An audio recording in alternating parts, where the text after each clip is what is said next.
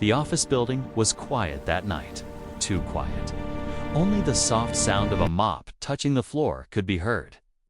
Daniel, the janitor, was cleaning the main hall on the 27th floor. The city lights outside the glass walls were shining like stars. Daniel worked slowly, not because he was tired, but because he liked silence. Silence helped him think. His phone suddenly vibrated in his pocket. Daniel stopped. No one ever called him at this time. He wiped his hands on his black uniform and looked at the screen. Unknown number. His heart started beating fast. He answered the call. "Hello," Daniel said softly. At first, there was only breathing on the other side. Heavy, scared, broken breathing. Then a woman's voice spoke. "Please, help me." Daniel froze. I don't know who else to call," the voice said, shaking. "They took my phone. This is the only number I remembered." "Who are you?" Daniel asked. "My name is Emily," she said. "My father is Richard Collins, the CEO." Daniel's hand tightened around the phone. Everyone in the city knew that name. Rich, powerful, untouchable. "What happened?" Daniel asked. Emily swallowed hard. "My father made a deal," she said. "A stupid deal." Daniel listened carefully. "There is a man," Emily continued, "a business rival. My father lost everything today. The company, the money, all gone." Daniel's eyes widened. "And now?" he asked. Emily's voice broke. He said, "The only way to fix this is a public challenge, a chess match." Daniel frowned. "Chess?" he asked. "Yes," she said. "He promised something. Horrible." The silence on the call became heavy. "What did he promise?" Daniel asked. Emily whispered, "He promised me." Daniel stopped breathing for a moment. "My father said." Emily continued, crying now, "If someone from his company beats him in chess, I must marry that man." Daniel felt anger rise in his chest. "That's wrong," he said. "You're not a prize." "I know," Emily said. "But no one listens to me." Daniel looked around the empty hall, the big office chairs, the expensive art on the walls. "I overheard something else," Emily said quietly. "My father laughed and said, 'No one here can beat me.'" She paused. Then T mentioned you. Daniel's heart skipped. "Me?" T asked. "Yes," Emily said. "He saw you playing chess alone last night." He laughed and said, "Even the janitor would lose in 3 moves." Daniel closed his eyes. Memories hit him like a storm. A small house, a wooden chessboard. His father's calm voice. "Never rush a move, Daniel. Let them underestimate you." "Please," Emily said, "you're my last hope." Daniel stayed silent. "You don't understand," he finally said. "I'm just a janitor." Emily answered softly, "No, you're not." Daniel leaned against the glass wall. The city below looked small, weak. "I heard my father say," Emily continued, "I'll give him only 3 moves. Just for fun." 3 moves, Daniel's lips formed a slow smile. Emily noticed the silence. "Will you help me?" she asked. Daniel looked at his reflection in the glass. A man in a black uniform, ignored, invisible, but inside. His mind was sharp. "I will come tomorrow," Daniel said calmly. Emily gasped. "Really, yes," Daniel said, "but I won't play for the deal." "Then why?" Emily asked. Daniel's voice was steady. "I'll play to teach your father a lesson." The call ended. Daniel put the phone back in his pocket. He walked to the corner of the hall, pulled out his old chessboard, and sat down. He placed the pieces. "Carefully white, black," he whispered to himself. 3 moves are more than enough." Outside, thunder rolled in the distance. A storm was coming, and no one knew. that the janitor was ready to change his destiny. Morning came quietly. Daniel entered the building before sunrise, just like every day. The guards nodded at him, but their eyes passed through him. To them, he was just part of the walls, part of the floor. Invisible. He pushed his cleaning cart into the elevator. As the doors closed, Daniel's face reflected in the mirror. A tired man, calm eyes. A past no one knew. The elevator moved up, but Daniel's mind moved backward. Years ago, Daniel was not a janitor. He was a winner at 16. He sat under bright lights, facing men twice his age. His hands never shook. His eyes never blinked. Checkmate, he said back then. Crowds clapped. Cameras flashed. People called him a genius. But genius does not protect you from life. Daniel's father worked 2 jobs, but always came home smiling. Every night they played chess at a small wooden table. His father never let him win easily. Life is unfair. His father once said, moving a bishop. So learn to think ahead. One rainy night, everything ended. A truck. A loud sound. A hospital room that smelled like sadness. Daniel held his father's cold hand. Don't quit, his father whispered. No matter how low you fall, don't quit. Those were his last words.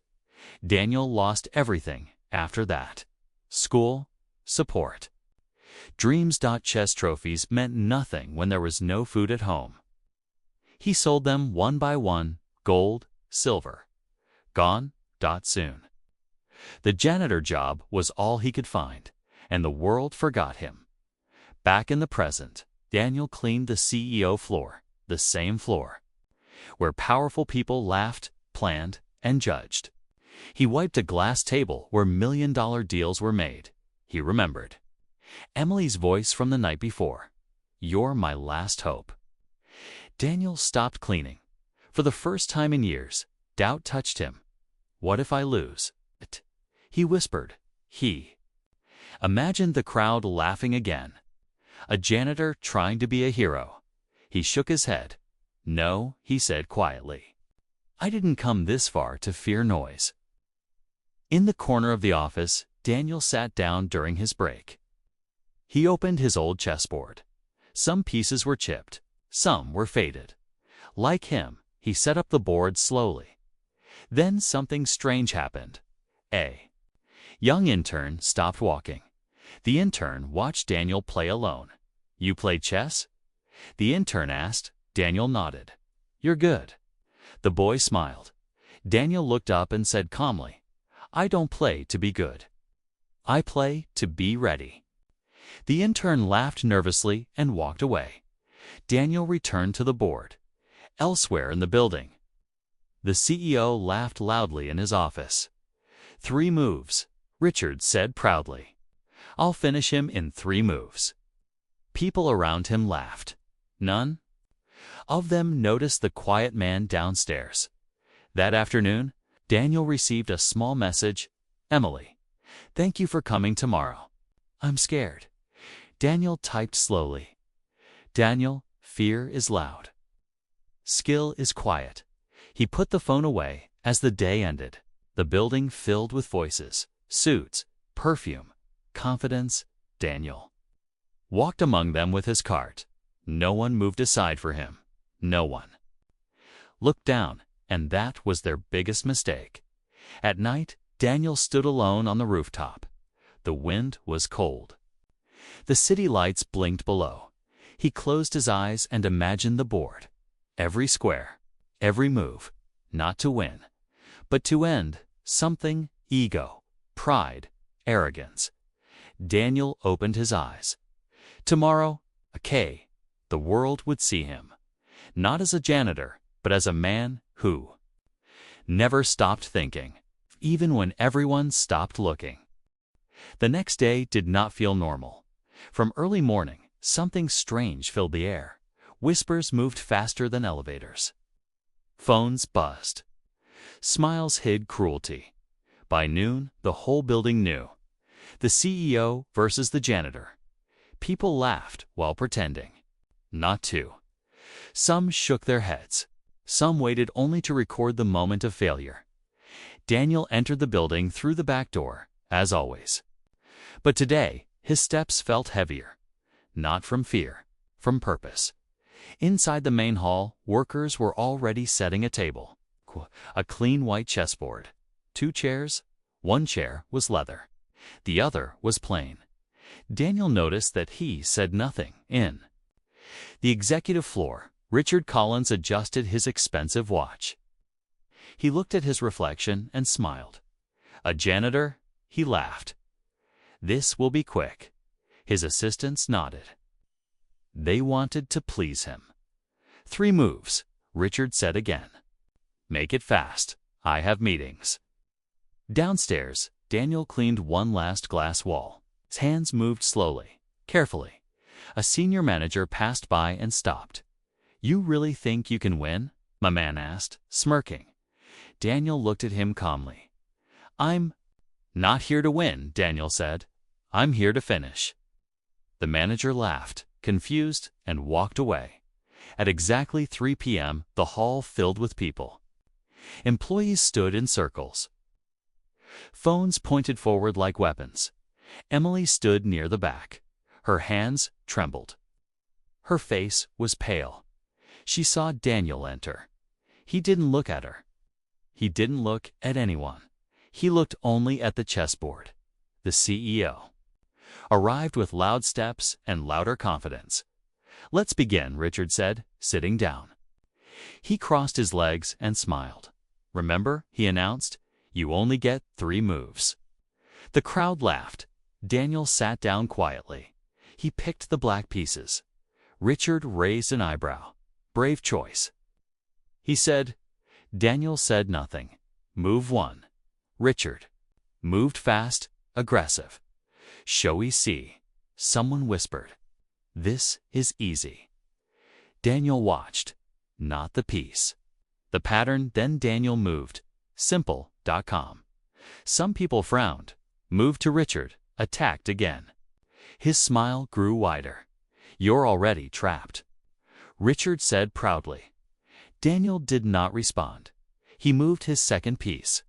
A few people leaned closer. Something felt off. Emily covered her mouth. She saw it, but no one else did. Move 3, Richard leaned back. Check, he said loudly. He looked around the crowd. Enjoy this moment. He laughed. It's the last one. Daniel slowly lifted his hand. The hall went silent. His fingers touched the piece. Then, checkmate. No one breathed.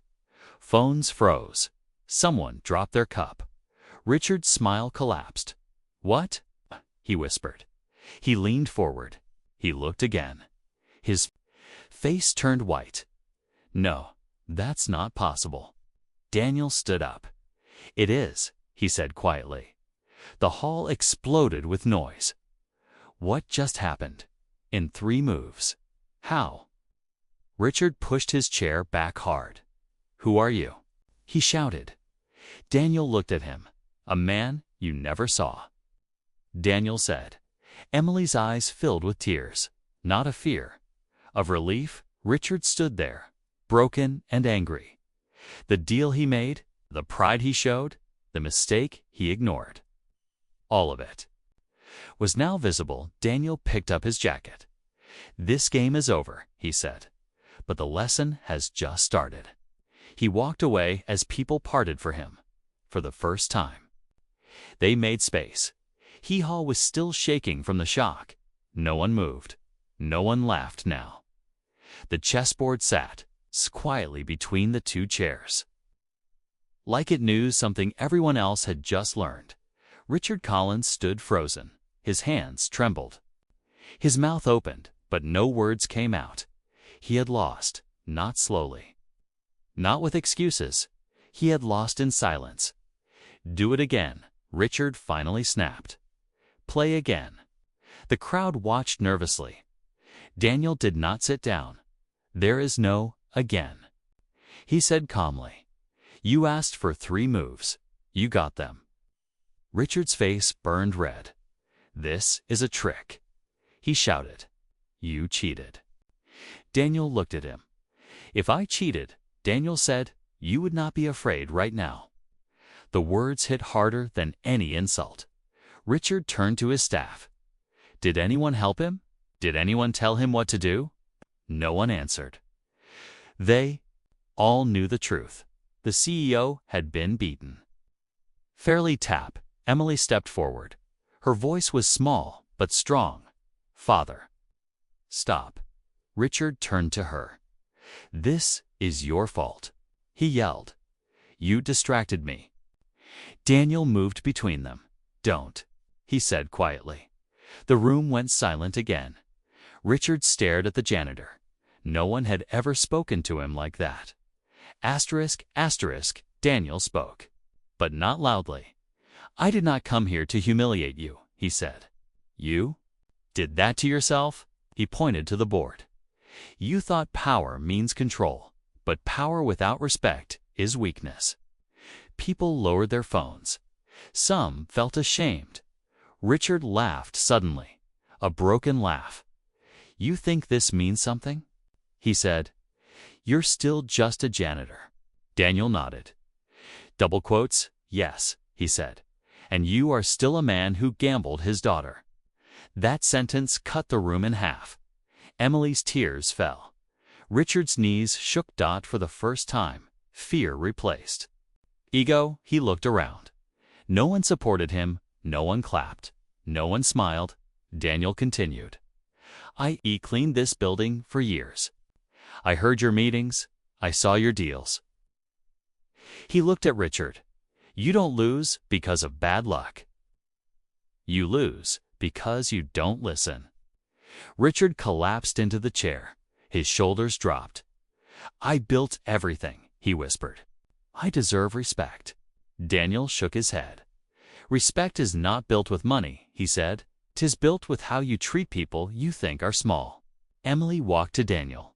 Thank you, she whispered. Daniel nodded. This is not over, he said. This is the beginning. Richard looked up slowly. What do you want? He asked. The crowd leaned in. Money, revenge, fame. Daniel surprised everyone. I want nothing, he said. Gasps filled the room. I only want you to remember this feeling, Daniel continued, so you never do this to anyone again.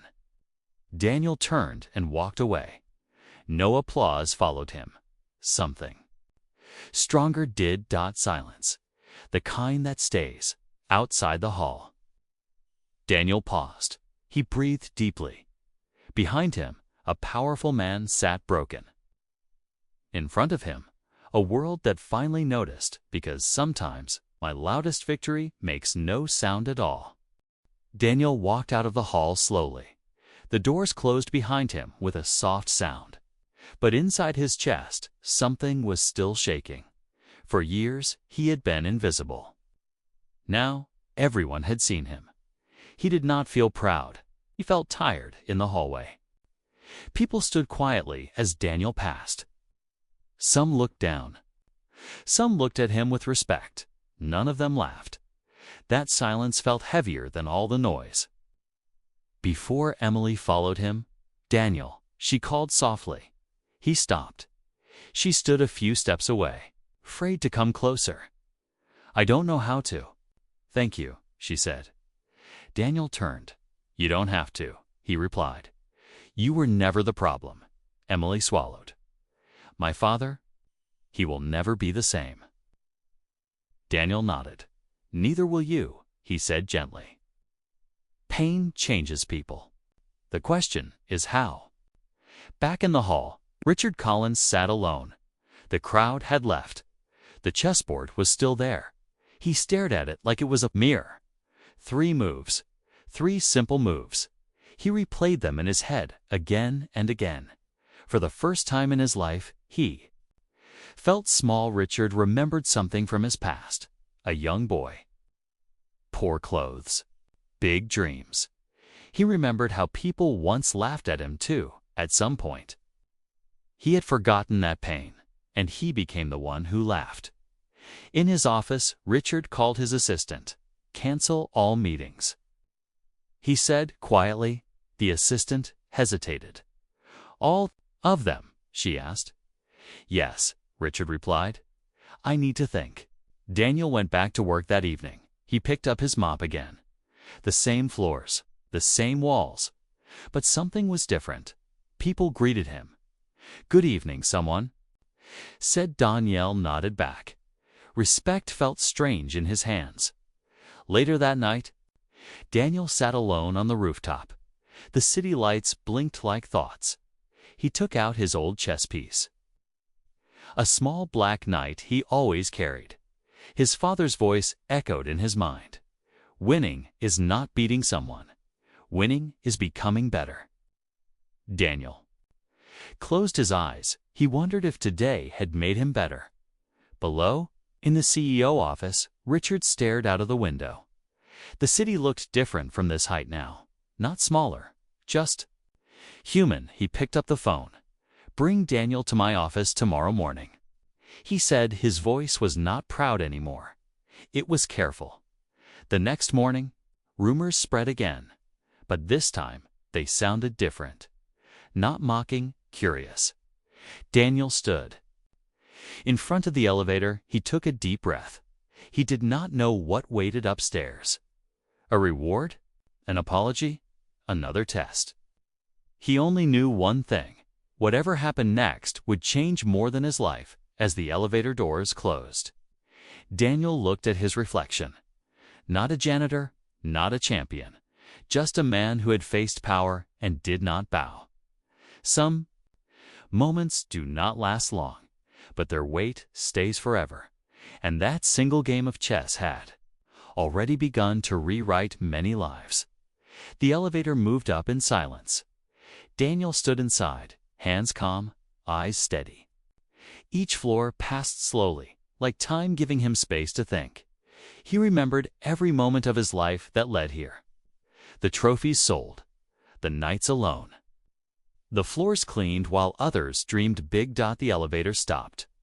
Top floor, the doors opened. Richard Collins was waiting. Not behind his desk, not sitting, standing. That alone felt strange. "Come in," Richard said quietly. Daniel stepped into the office. The room looked different today. No loud laughter, no proud posture. Only a tired man. Richard pointed to a chair. "Sit," he said. Daniel shook his head. "I'm fine standing," he replied. Richard nodded. "I deserve that," he said. Silence filled the room. Then Richard spoke. "I was wrong." Daniel raised his eyes. Those words had never left Richard's mouth before. "I built my life by fighting," Richard continued. "I forgot how to see people." He looked at Daniel. "When I lost yesterday, I didn't lose a game. I lost the story I told myself." Daniel listened without emotion. "I used my daughter like a deal," Richard said. "That shame will stay with me." Richard walked to his desk and pushed a file forward. "Open it," he said. Daniel did. Inside was an offer. A powerful role, money, a future many would beg for. "I want you in this company," Richard said. "Not as a janitor, as a leader." Daniel closed the file gently. "I didn't come to climb," Daniel said. "I came to stop something." Richard looked confused. "I don't want power over people," Daniel continued. "I want fairness for them." Richard's eyes softened. "What do you want then?" he asked. Daniel answered slowly. "Change. I want your workers respected," Daniel said. "Not ignored, not laughed at." Richard nodded. "I want the janitors paid fairly," Daniel continued. "The interns heard. The guards seen." Richard swallowed. "You ask more than money," he said. Daniel nodded. "Because dignity costs more," he replied. Richard looked out the window. After a long pause, he spoke. "You win," he said. "Not the chess game. Life." "I'll do it," Richard said. "All of it." Daniel finally smiled. Not proudly, honestly. As Daniel turned to leave, Richard stopped him. "Daniel," he said, "why didn't you take revenge?" Daniel paused. "Because revenge ends nothing," he replied. "Understanding does." Outside the office, Daniel walked back to the elevator. His phone, vibrated, a message from Emily. "Emily." "He apologized to me." Daniel closed his eyes. Some battles are silent, but their victory is loud in the heart. When the elevator doors closed, Daniel looked at his reflection, still in a black uniform, but no longer invisible. This was not the end. It was the moment where power learned to listen. The building felt different after that day. Not because the walls changed, but because the people inside did. Daniel returned to work the next morning. Same black uniform, same cleaning cart, but something was not the same. People looked at him, not with shock, not with fear, with respect. In the cafeteria, janitors sat where they never sat before. Guards spoke without lowering their heads. Interns felt safe enough to ask questions, small things, but real change always starts. Small Richard Collins stood in his office watching the floor below. For the first time in years, he did not feel above it. He remembered Daniel's words, "Dignity costs more." That sentence stayed with him. That afternoon, Richard called a company-wide meeting. Everyone gathered not to celebrate success, but to face truth. "I was wrong," Richard said openly. "I forgot where I came from." The room was silent. "I judged people by their position," he continued, "and that made me weak."